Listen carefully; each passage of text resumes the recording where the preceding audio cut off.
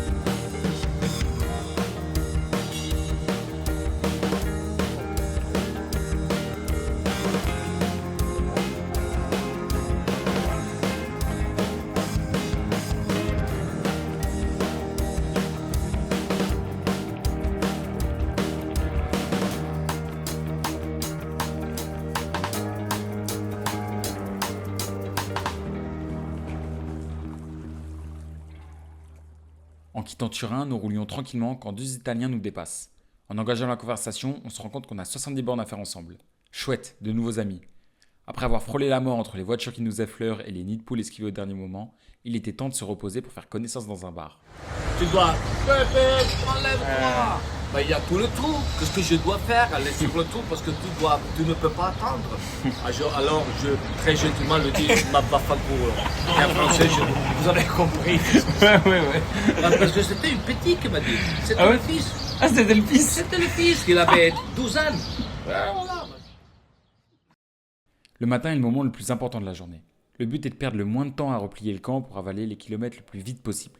Mais ce matin-là, c'était différent car nos chemins se séparaient. Au réveil, on était lent. On ne parlait pas beaucoup, l'ambiance était morose. De mon côté, je doutais énormément. J'avais peur que ce soit différent.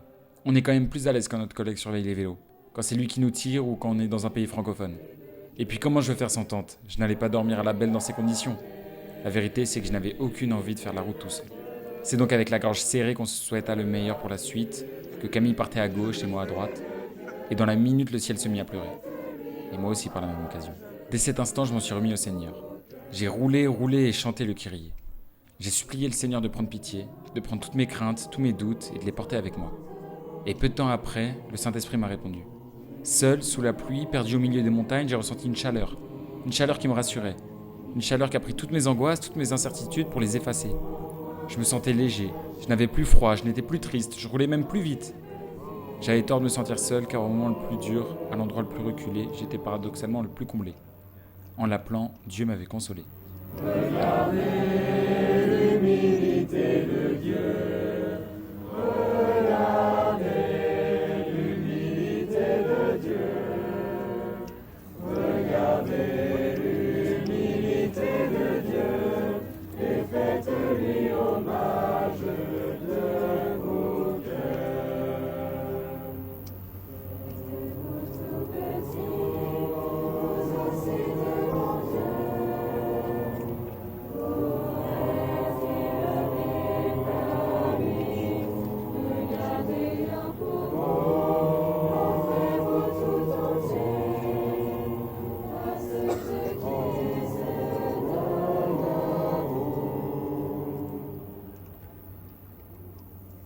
Les 3 derniers jours furent une formalité après ça.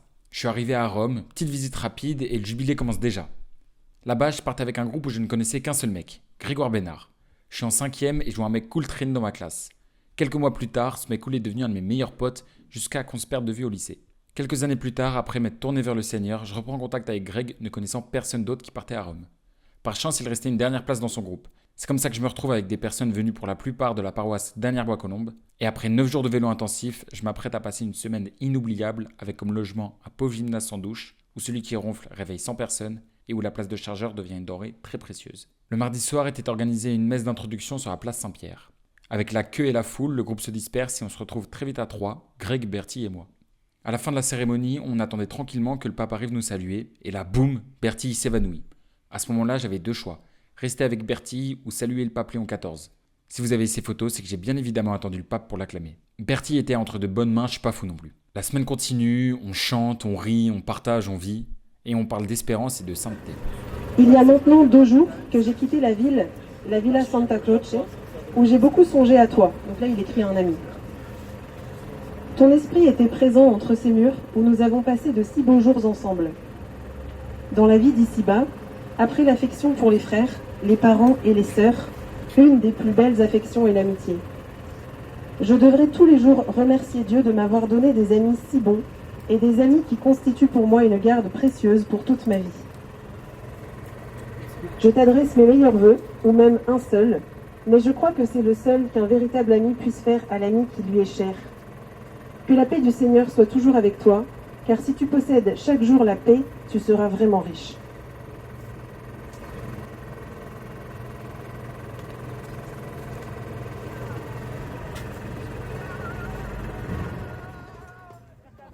La fin était juste vertigineuse.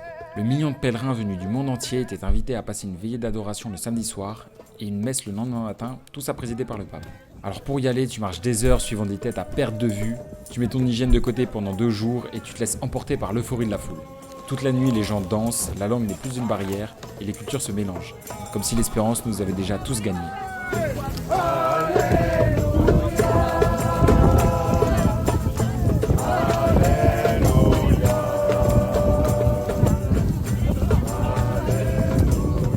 Mon jubilé, c'est celui d'un néophyte qui voulait vivre une expérience de pèlerin.